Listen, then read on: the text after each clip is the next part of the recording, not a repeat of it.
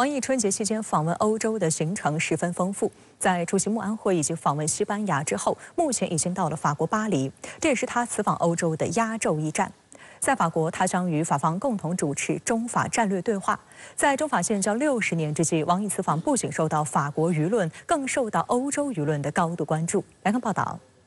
据外交部此前介绍，王毅将同法方举行双边会见，并同法国总统外事顾问博纳举行新一轮中法战略对话。法国媒体透露，该国总统马克龙也将会见王毅。去年10月30号，王毅在北京同法国总统外事顾问博纳举行第24次中法战略对话，双方就中法、中欧关系及国际地区问题进行了友好深入的交流，一致同意发挥好战略对话重要作用，推动两国关系保持高水平发展，携手应对全球性挑战。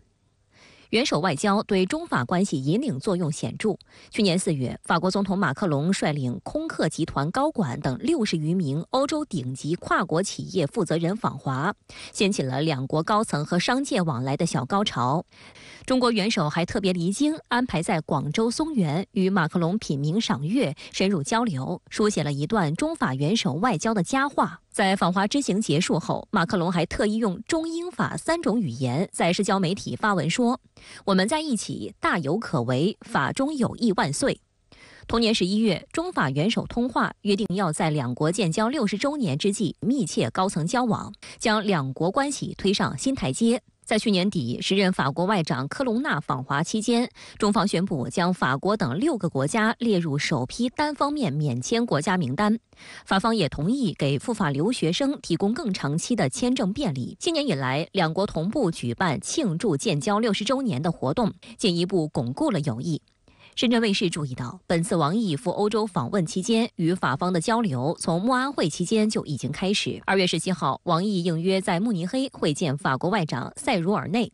王毅透露，中方愿同法方保持高层往来，筹备好战略、经济、财经、人文交流3大高级别对话新一次会议，加强议会交往。中方支持法方办好巴黎奥运会，欢迎法方继续用好从法国农场到中国餐桌机制等。 分析指出，两国外长春节期间的这次会面，再次对国际社会展示了中法合作面十分广泛。外界还注意到，塞茹尔内对中方承诺，法方重申坚持一个中国政策，将继续坚持战略自主，反对脱钩断链，显示两国将继续在彼此核心利益上互相支持。法国是多个欧洲机制的核心之一，在欧盟、北约等机构中具有举足轻重的地位。 同时，法国也是第一个同新中国正式建交的西方大国，也是西方大国中率先同中国建立全面伙伴关系和全面战略伙伴关系的国家。中法同为联合国安理会常任理事国和独立自主大国，这让两国在许多重大国际问题上有较大共鸣。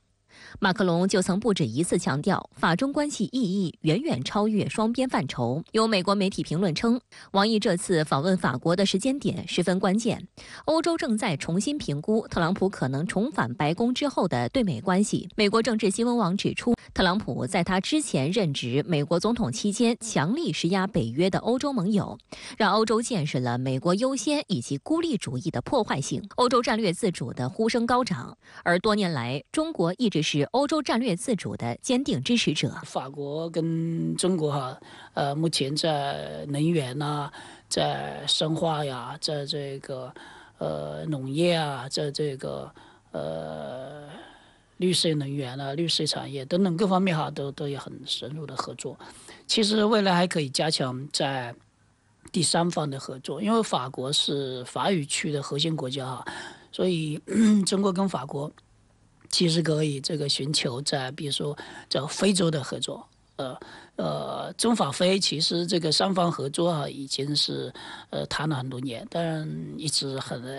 没有找到好的机会落实下去，所以以后中法关系如果在这方面可能可以再进一步考虑如何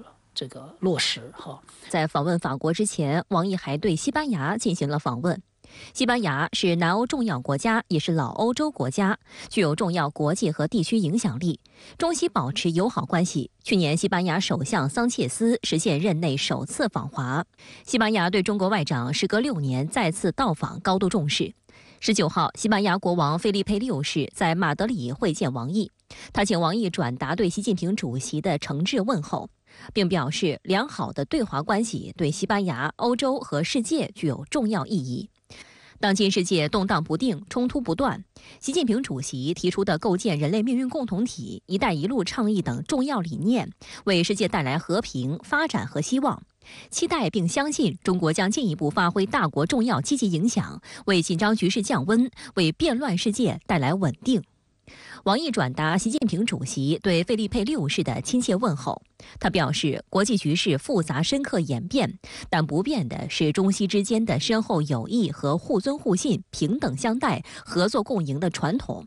深圳卫视注意到，王毅强调，中方支持西班牙维护国家统一和民族团结的努力，相信西班牙将继续在涉及彼此核心利益问题上同中方相互理解、相互支持。2017年，西班牙曾面临严重的分裂危机。2017年10月，西班牙分裂势力未经该国中央政府批准，进行所谓加泰罗尼亚独立公投。西班牙政府和国王都明确表态，指出这次旨在分裂国家的独立公投违宪，引发骚乱。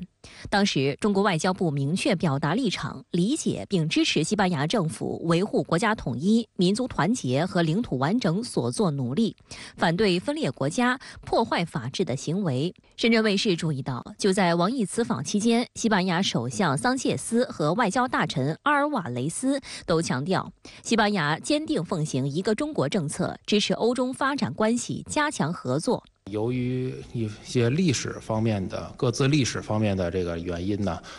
中国跟这个西班牙对于主权跟领土完整这个国际关系方面的这个基本准则有着非常强大的这种理念。那么同时呢，双方这个也是彼此之间能够有着很强烈的这种共识，在这些领域能够相互尊重、相互信任，那么也将会为中欧、中西的这种关系打下一个良好的基础，为未来双方的这个合作奠定一个非常好的这个基石。今年的慕尼黑安全会议报告主题为多输。那么，在欧洲战略焦虑加剧之际，王毅龙年春节访问欧洲释放了什么信号？中欧合作能否避免多输呢？今年春节期间，中国外交部长首次出访欧洲，在参加慕尼黑安全会议之后，还访问西班牙和法国2个老欧洲国家，恰逢中法和中西建交60和50周年。中欧关系是今年中国外交的重头戏。对于中欧关系，中方已经给出了非常高的定位，那就是2大力量、2大市场和2大文明。这也代表了中欧关系的3个重要的维度。作为2大力量，中欧是全球重要的地缘力量，中欧之间没有地缘政治的矛盾和冲突，而是面临着全球地缘政治风险的挑战。中方坚持自己的独立自主的立场，如同王毅外长所强调的，中俄之间是不结盟、不对抗、不针对第三方的，这是2个相邻大国的正确的相处之道。欧洲现在面临的地缘政治的挑战，期待中方发挥作用是可以理解的。同时呢，欧洲也要理解中国的地缘政治的战略逻辑，在相互交流中寻找合作的最大公约数。中欧是2大市场，欧洲是发达经济体系的重要组成部分，世界经济的重心从大西洋向太平洋转移。但这并不代表欧洲和美国的衰落。实际上，欧洲与亚太以及美国太平洋沿岸都在发展。中国是欧洲在亚太地区重要的合作伙伴。去年，欧盟领导人以去风险的说法代替了脱钩，在某种程度上呢，稳定了中欧之间的合作。但是，去风险依然有脱钩的动作，也造成了去中国化的负面影响。作为2大市场，中欧的高水平合作是彼此保持开放的关键，也是维持全球化经济体系的基础。中国领导人强调，不合作才是最大的风险，不发展是最大的不安全。今年是中法建交60周年，那么中法关系保持了高水平，中法关系也是中欧关系的重要支柱。您怎么看中法关系的战略角色呢？中国和法国是2个具有全球影响的大国，中法都是联合国安理会的常任理事国，对于维护全球战略稳定与和平扮演着重要的角色。法国是欧盟成员国、北约成员国、7国集团的成员国， 20国集团成员国，法国在多层次的多边国际体系中都有一席之地。中法两国都有意图和能力来维护全球多边外交体系，通过多边协调和磋商解决问题，推动合作。法国具有长久的地缘战略的历史经验，并且形成了自己的战略传统。2战以来戴高乐主义成为法国的战略底色。马克龙总统就具有非常鲜明的戴高乐主义的特点。戴高乐总统在60年前率先与中国建交，在某种程度上撬动了冷战的僵硬格局，推动世界格局朝着合作与对话的方向发展。独立自主是中法两国的鲜明的特点。即便在冷战期间，中法两国都不是某一个阵营的傀儡，而是具有独立自主意识的大国。也正是中法之间的互动，重塑了冷战的格局，打破了冷战的阵营化的边界。在当前脱钩断链、阵营对抗的风险上升，需要中法这样的独立自主的大国稳定国际合作的格局，维护全球地缘政治经济的稳定。中法关系不仅具有双边意义，也是中欧关系的支柱。中方支持法国的战略自主的设想，也希望法国为中欧关系的健康稳定发展发挥建设性作用。在中法建交60周年之际，双方战略和外交高层的互动频繁，保持了双边关系的高水平。中方支持法方办好巴黎奥运会，双方也推出了便利人员往来的措施，增加了直航的航班，促进了两国人民之间的相互了解和友谊。过去60年，中法关系发展具有内在的逻辑和传统。作为独立自主的大国，中法在互动交流中寻找合作的最大公约数，同时也在理解彼此战略传统和特色。战略自主意味着中法之间的合作不是附属于或者针对于任何一方，而是维护和实现国家利益的自主的选择。2024年新加坡航展20号开幕，吸引了来自50多个国家地区的1000多家公司参展。中国航空工业集团时隔2年再次亮相新加坡航展，参展展品以20家族为引领，涵盖7大类具有高技术水平和广泛市场前景的军民用航空产品。而本届航展上的焦点之一是中国首款国产大型客机 C919的首次走出国门参展，向海外公众呈现中国商用飞机发展的阶段性成果。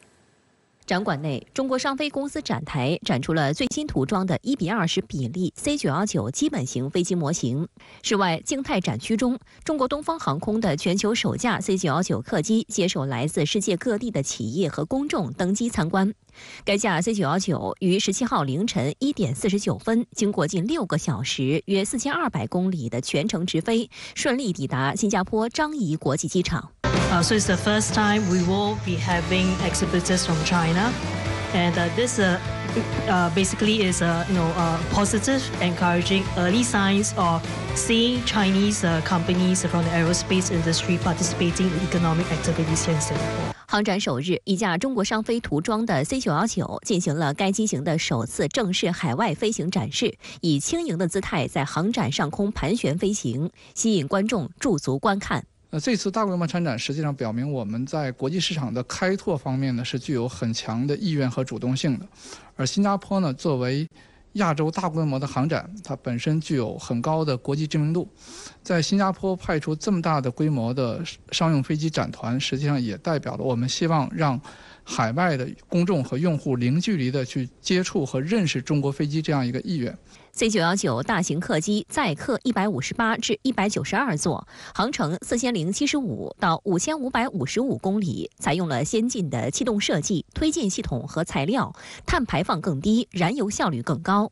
去年5月28号 ，C919飞机圆满完成首次商业飞行，至今已交付4架，安全运送旅客超11万人次。特别是在龙年新春，东航全部4架 C919首次加入春运行列，在京沪、沪蓉航线一共飞了66个商业航班，搭乘了9670人次旅客。对于此次 C919首次亮相中国以外，西方舆论也高度关注。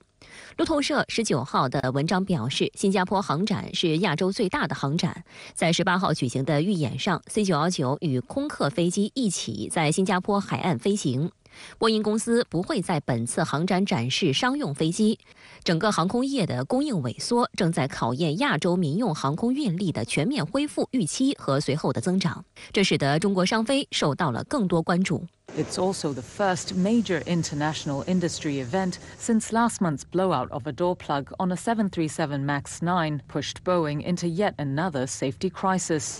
China has invested heavily to try and break the grip Airbus and Boeing have on the global market. With the two Western playmakers struggling to meet production demand and Boeing ensnared in a string of crises, the aviation industry is watching how COMAC positions itself as a viable alternative. 美国消费者新闻与商业频道网站18号的文章也表示，作为波音737和空客 A320 的竞争对手 ，C919 成为今年航展上最受期待的产品之一。文章援引索比航空咨询公司布兰登·索比的说法称，总的来说，随着 C919 进行国际首秀，我们应该关注的是中国。新加坡航展对中国商飞来说是一个绝佳机会，特别是考虑到目前波音公司的形势。客观的说，我个人认为呢，中国商用飞机呢，在海外市场上，我们最重要的机遇实际上是市场上对于机型更新换代的客观需求，以及对于机队扩容的这样一个需求，特别是在东南亚市场，这样的市场对于中国飞机呢，它的认识是相对比较多的，而且有中国飞机的使用经验。从文化上来讲，跟我们也更为接近。中国飞机在以东南亚市场呢作为一个很好的跳板，去进军国际市场，是一个比较好的机会。据中国商飞发布的消息，新加坡航展首日，该公司与西藏航空签署40架 C919 高原型飞机订单。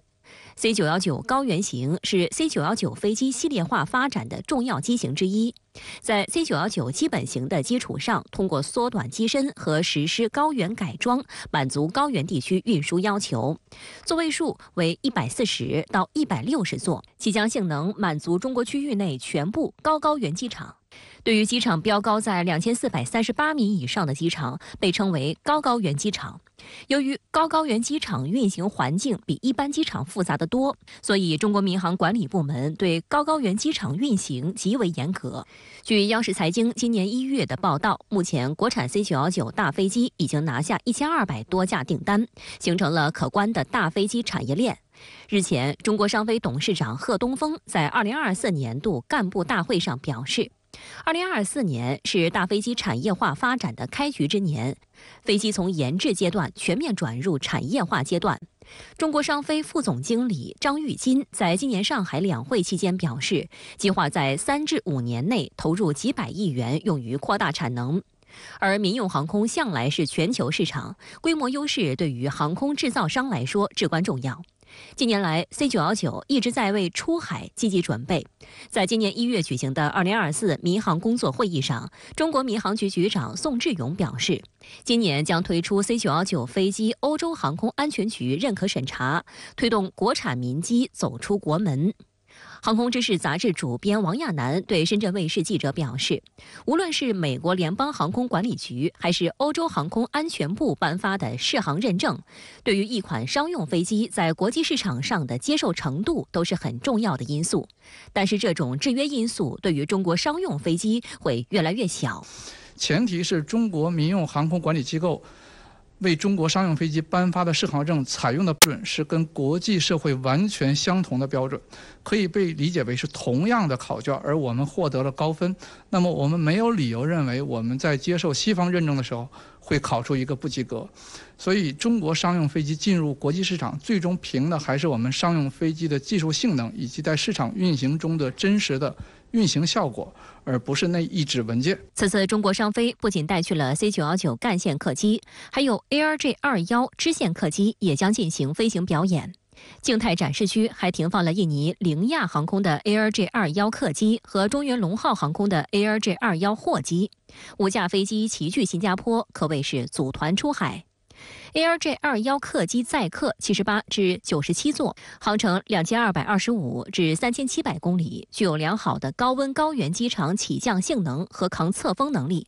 自2016年6月投入商业运营以来，已累计交付127架，安全运送旅客超1100万人次。其中由印尼凌亚航空运营的2架 AirJ21 飞机，以雅加达为基地开通了4条航线，通航5座城市，安全载客超10万人次。航展首日，中国商飞与西藏航空签署10架 AirJ21 高原型飞机订单，与河南航投签署6架 AirJ21 衍生机型订单，包含 AirJ21 灭火机、AirJ21 医疗机和 AirJ21 应急救援指挥机。因为东南亚市场呢是半岛和岛屿是比较多的，这样一个地理环境要求呢，干支搭配呢，可能在这样的环境中具有更广阔的使用前景。比如说，这样1000公里左右的支线和2000公里左右的干线，就可以完美的覆盖这种区域级的商业航空需求。所以，中国派出这样的展团呢，实际上也暗含着我们希望用这样的产品为东南亚地区呢，营造更高效的航空网络，去提供产品支撑。国产大客机 C919首次飞出国门首秀，各方反响如何呢？未来这款大客机的市场前景怎样？我们来看深圳卫视特约观察员、台湾时事评论员施孝伟今天稍早前从新加坡航展现场发挥的特别观察。好，在我身后这架呢，就是 C919的飞机，这也是中国大陆自制的第1架这个民航机。看到它在国外呢，也是第一次到国外来进行参展。那当然 ，C919 这次来到新加坡航空展，它不仅仅是只有在地面做展示，其实刚刚我们也看到了，在今天的开幕的飞行表演中 ，C919 这个飞机呢，它也进行了空中的这个性能展示。那当然，其实我觉得这款这个各方看到这个 C919 这个客机这次到新加坡航空展来，其实在现场也看到有不少的这个群众或者说是观众呢，特别来到飞机前面驻足观赏。那也看到其实呢，这个中国商飞也有安排不少的客户呢登机进行参访。而且这一次C919 这个飞机出来，它其实是有针对一些中国大陆特殊的这个地形呢，特别进行这样研发改进。我们也看到它本身中国大陆这次在这次航展里面，可以说有相当多的这个飞机来参展，因为不仅仅是只有在我身后的这架 C919 这个飞机而已，像例如说这个 ARJ21，另外其实我们看到这次中航工业也展出了这个5直10的外销型。那对于中航工业来讲这次也是5直10的外销型呢，第一次到国外的这个展台实机来进行这样一个展示。其实都展示了中国大陆不管是在商用航空或是军用航空上面来讲，其实在这个世界上已经可以说是越来越有重要的这样的地位。2月14号，台湾有关方面粗暴对待大陆渔船，致2名渔民遇难恶性事件发生后，大陆方面持续与船员沟通。20号上午，福建省泉州市红十字会等派人陪同家属，经全经客运码头搭乘8方轮抵达金门，处理相关善后事宜。当天下午，2名生还的船员已从金门返回泉州。20号上午10点半左右，大陆方面一行抵达金门，包括6名家属、3名泉州市红十字会人员以及1名律师。抵达后，他们首先前往金门殡葬管理所，下午火化遇难者遗体，预计21号上午遗骨入殓后离开金门。2月14号大年初5，沉浸在欢度龙年春节氛围的两岸同胞，被突如其来的噩耗打破平静。当天下午，福建一艘渔船在金门海域作业，被台海巡部门以所谓越界捕鱼为由追逐，最终导致渔船翻覆，船上4人全部落海，其中来姓和余姓2名渔民身亡。他们的家属听闻噩耗，原本计划即刻赴金门处理后事，但由于台湾方面的不发声、不作为，导致行程一改再改，让家属非常不满。拖延将近1周，台海巡部门才迟迟派出专人来安排遇难者家属赴金门。我们今天就是完全来协助家属处理后事接待家属不是那赔偿或者是后续那个补助的问题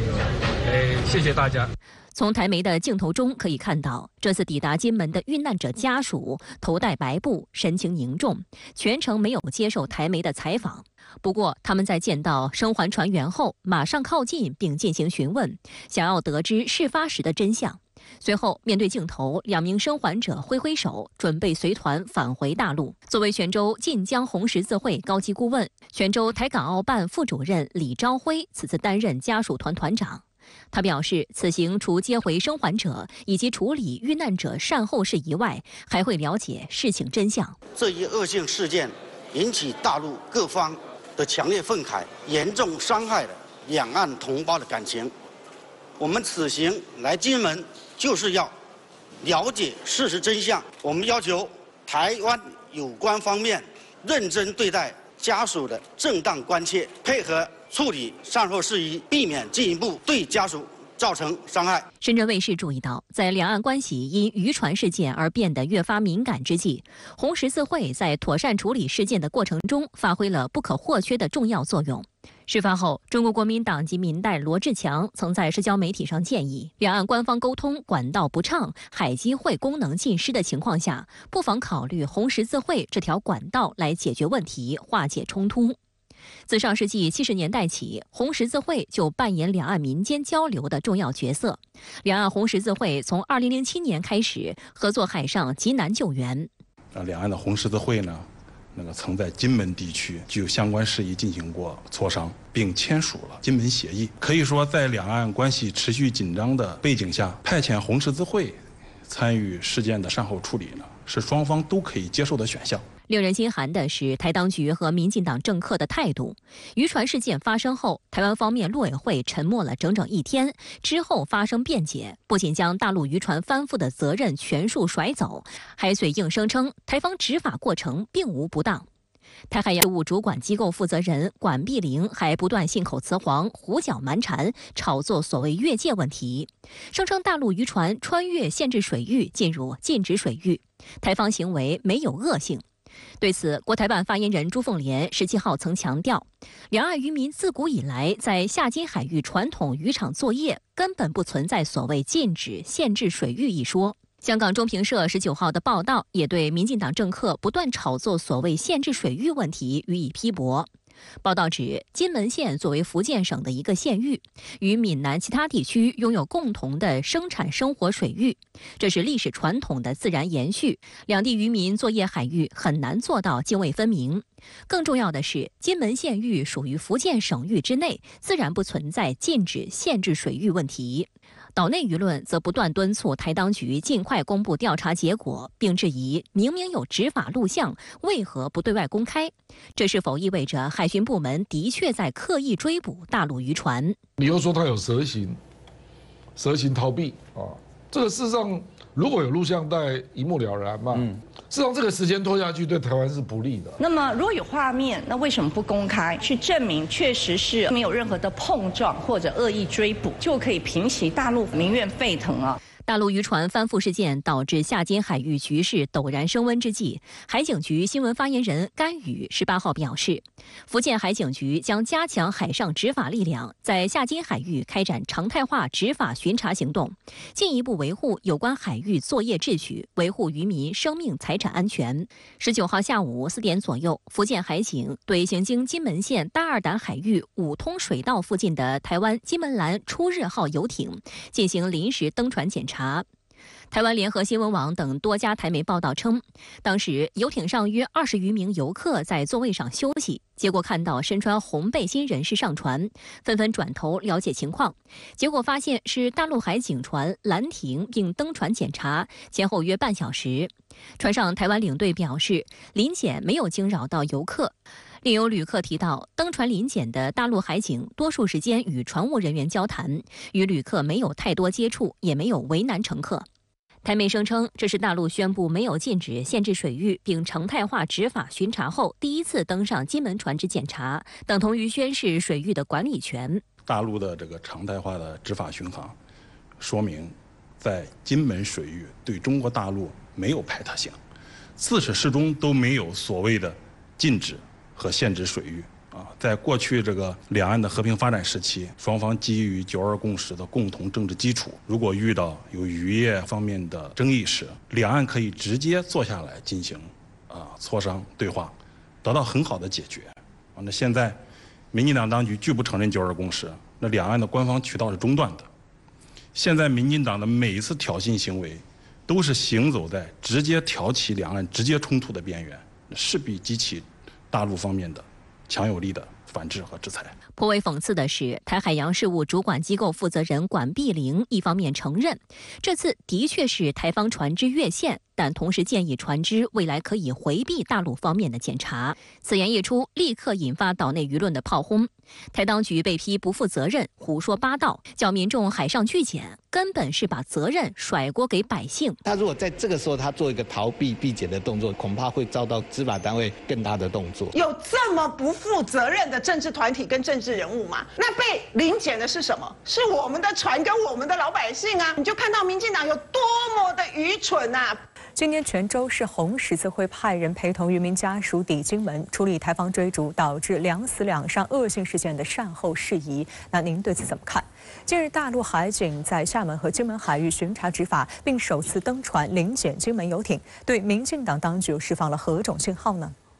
大陆海警的登船临检之所以引起广泛关注，就是因为蕴含的信息太丰富，对今后大陆如何处理两岸事务提供了多种可能性。有可能从金厦海域延展到台海之间。就我个人的观察呢，大陆海警这个登船临检，起码释放出3种信号。第一呢是大陆用执法行动来证明，在金门、厦门之间是不存在台方所谓的禁止、限制水域。自古以来呢，就是两岸渔民这个享用的是不分你我的。这样呢，就击穿了台当局所谓的越界之说，使得台湾海巡船追击大陆渔民致死，完全成了非法的暴行。台当局呢是哑口无言。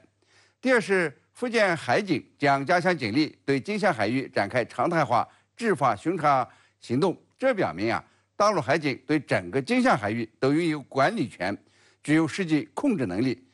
来维护这个海域秩序，保护两岸民众的生命和财产安全。台湾的海巡队呢，似乎就成了多余，起码在金厦海域，这种策略是似曾相识。台当局不顾大陆警告，与美国勾连，从事台独活动，那么解放军的扰台巡航就常态化了。第三是大陆海警为今后可能的行动暗示了多种可能性。台湾媒体很敏感地感到了大陆的不明觉厉，在报道中均使用了图示，发现福建海警出动的6艘执法船围绕金门岛转了一圈，是紧贴台方所谓的这个禁限水域一线活动的。他们特别标注了金门岛东南部海域，这里正好是台湾海巡船往来金门岛和台湾岛之间的航线上。要是真的发生这样的事，民进党台当局又该怎样应对呢？就是说大陆海警登船临检已经触及到了两岸关系的实质性问题。民进党台当局不认同一个中国，不承认九二共识，那么怎么和大陆对话交流呢？如果两岸没有沟通的话，又如何维护两岸和平、台海稳定呢？那么剩下的选择只好是听任大陆行动了。台湾防务部门最高领导说这个台湾军方是不会介入大陆海警登船临检的，介入就会引起冲突升级。而台湾海巡部门也只能盼大陆和平理性了。对福建海警的行动是一筹莫展。总之是登船临检虽然只有30分钟，大陆却对处理两岸关系遇到的各种可能性都给展示出来了。台当局的政府领导只能当缩头乌龟。春节前夕，民进党当局突然喊停原计划3月解除的赴陆禁团令，让岛内旅游业者错愕愤怒，直言损失惨重，吃不下年夜饭。近半个月过去了，这一事件在岛内不断发酵，舆论痛批民进党仍未给出合理解释及妥善处理方案。岛内旅游业者表示，选前说开放，但选后就叫停，是赤裸裸的骗票行为，不排除在赖清德宣誓就任之日，也就是5月20号上街抗议。我们是严重的受害者，所有的业者早就已经规划，然后付航空公司定金，收了客人。你现在临时来跟我们说6月1号不行，我们是真的想要抗议了。突袭式的宣布，让我们业者非常的错愕、难过。相关的投入、相关的宣传、相关的筹备呢，那几乎就等于是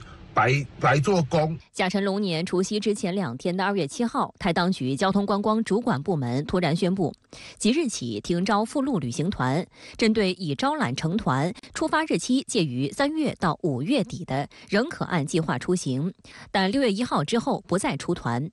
春节前夕公布的这一消息令岛内民众十分错愕，因为当天原本是要公布此前宣布的解除禁团令的详细执行方案。去年11月，也就是2024选举投票之前1个多月时，民进党当局还宣布，自2024年3月1号起解除禁团令，开放组团赴大陆旅游。这也被视为民进党的选举承诺。然而，当他们当选后，态度就来了个180度发卡弯，引发岛内舆论痛批，政策朝令夕改，根本是欺骗民众。国台办发言人朱凤莲回应称，台湾民众对组团来大陆旅游期待已久，岛内旅游业界也一直呼吁民进党当局早日解除禁令。去年8月以来，台湾有关方面就几次声称就恢复台湾旅行社组团赴大陆游做出规划，但同时附加条件始终都在政治算计。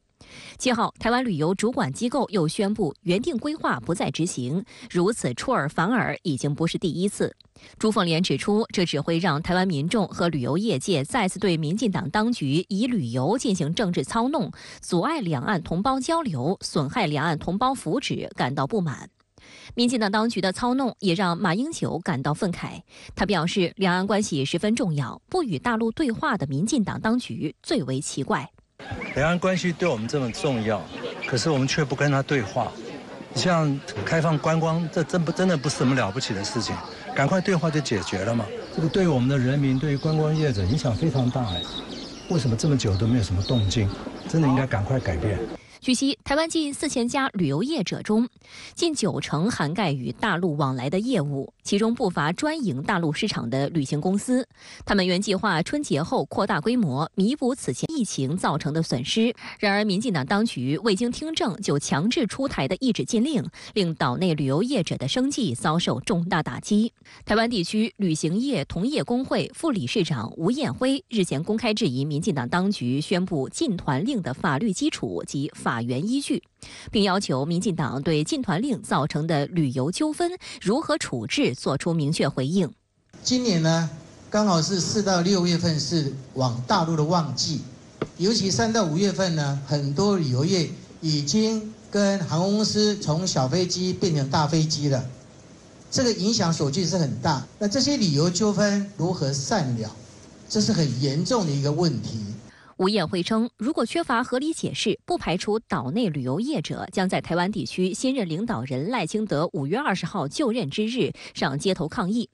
台湾中华优质旅游发展协会理事长李奇岳也强调，民进党政策突改就是骗选票，是把消费者、业者绑在政治意识形态争斗。大家除对民进党失去信心，更多已收的团可能变地下团，保险纠纷等风险提高。赖清德要进一步表态如何处理。我听到一些民进党立委说，没有关系，业者自有本事，什么本事？就是地下搞个团呢。问题是我们明明能够在桌上吃饭，为什么你为什么要逼着我们在墙角吃饭呢？而且这个不对嘛，我们正正当当的做生意啊。大陆连续多年都是台湾同胞旅游的热门目的地。有岛内媒体统计，台湾东南旅游社、易欢旅游社等多家旅游公司均已招收约6000名游客于3至5月赴大陆旅游，且安排好约400至500名游客于6月赴北京、昆明、九寨沟、张家界等地旅游，但突然被叫停，他们不得不全额退费，并协助有需要的旅客转为自由行。而相关手续非常繁杂，一连串的事情令从业者及游客都震惊且愤怒。对于民进党当局出尔反尔，岛内多位民意代表及媒体人都喊话赖清德，不要食言而肥，不要赖皮。选举之前，因为旅游业者说要上街头抗议几千人，所以民进党说我们马上开放，马上开放。那选完了你也当选了，你怎么可以食言而肥呢？选举之后，短短不到1个月，竟然言而无信，食言而肥，这个是最光速的竞选支票跳票。请问赖清德，你还敢讲说信赖台湾吗？你还敢讲说有什么诚信吗？我们在这边公开的呼吁赖清德，你不要赖皮。颇为蹊跷的是，民进党当局公布的禁团令的最后时间节点为6月1号，也就是赖清德宣誓就任之后仅10天之际。台湾中时新闻网评论称，对于进入看守阶段的蔡英文来说，此举如同是为其继任者赖清德埋下了一颗地雷，非常不厚道。对于赖清德而言，还未接任就来了个下马威，为未来的两岸关系开了不友善的起手式。选前一套，选后一套，更寒了岛内业者的心。观察指，失信于民众将使赖清德今后的施政之路更加难走。政策跳票是民进党当局的一贯作风，过去8年，从能源政策、住宅政策，到青年政策一一试验，选前是画大饼，骗选票，到选后就抛之脑后。那无疑是对民进党当局的公信力产生了严重的这个冲击。赖清德上台之后，他是少数执政，势必会面临更多的这个掣肘，政策跳票也将变为常态，也势必进一步的这个累积岛内讨厌民进党的社会氛围。民进党台当局在春节前突然宣布不许台湾旅游机构组团游大陆，那么台当局究竟在打什么算盘？为什么对旅游这种最没有政治色彩的事也要各种设卡呢？在民进党台当局眼中呢，所有涉及大陆的事都被抹上浓厚的政治色彩。民进党台当局奉行的是台独路线，那么就会逢中必反。蔡英文是这样，赖清德更是把抗中作为政治旗号，这就不难理解为什么台当局对组团大陆游这样的事都要设卡，以至于呢马英九都百思不得其解，说民进党局真是太奇怪了，自然呢也就引爆了众怒。台当局对组团游大陆设卡，说明了3个问题：一是走台独路线，必然对大陆拉仇恨，把凡是与大陆有关的事都予以泛政治化；二是走台独路线呢，会伤害台湾民众的利益。对组团游大陆设卡，不仅剥夺了这个旅游者的自由，也让台湾的这个旅游机构受损。他们呢没有业务做，靠什么吃饭呢？要是再延伸一点的话，就是会影响台湾的就业率。三是走台独路线，没资格和大陆方面进行协商和沟通，而两岸之间呢，无论从经贸还是文化，都是难分难舍的。没了两岸交流，台湾岛很可能会萎缩。就像台湾民众所说的，台当局反中呢，上不了大陆，却可能成为穷台的杀手。民进党台当局呢，是把旅游业和台湾游客当成了人质来要挟大陆，结果呢，就是台湾旅游业付出巨大的代价，而对大陆旅游市场影响呢，却是非常的小。台湾游客呢，只占大陆外来游客总量的1.5%左右。话说回来民进党呢是台湾选民推上台的，出现这个旅游设卡这种自残的现象，民进党的支持者呢也是脱不了干系。但愿呢这件事以及刚刚发生的大陆渔民金门遇难事件，都让台湾民众更清醒地认识到，两岸呢是难分难舍的，只有坚持一个中国、认同9·2共识的政党，才有能力呢来协调两岸关系，给两岸民众带来实惠和利益。来关注俄乌局势。乌军撤离战略重镇阿夫杰耶夫卡，被认为是俄军自冲突以来取得的第2大胜利。俄军战报显示，已经将占领范围向该市周边地区扩大。19号取得了阿夫杰耶夫卡焦化厂的控制权。乌克兰总统泽连斯基到前线视察，承认乌军缺枪少炮，处境极其艰难。而美西方之前承诺的援助已经断档，接下来的局势不容乐观。乌方承认阿夫杰耶夫卡大撤退是重大挫折。为鼓舞士气，乌克兰总统泽连斯基从德国慕尼黑返回国内后，于19号视察了前线库皮扬斯克的一个指挥所。库皮扬斯克靠近乌克兰重镇哈尔科夫，俄军自去年秋季以来加强对此地的攻势。泽连斯基在指挥所承认，乌克兰军队处境极其艰难，因为美国及北约对他们的援助已经断档。乌克兰缺少火炮、防空系统和远程打击武器。Зараз надзвичайно важка ситуація на кількох частинах фронту, саме там, де російські війська. 据美国有线电视新闻网报道，由于美国国会去年底以来就没有批准新的援乌资金，因此拜登政府只得挪用美军经费来支援乌克兰，主要是从美国陆军欧洲司令部和非洲司令部承担，不过相当有限，约为4.5亿美元。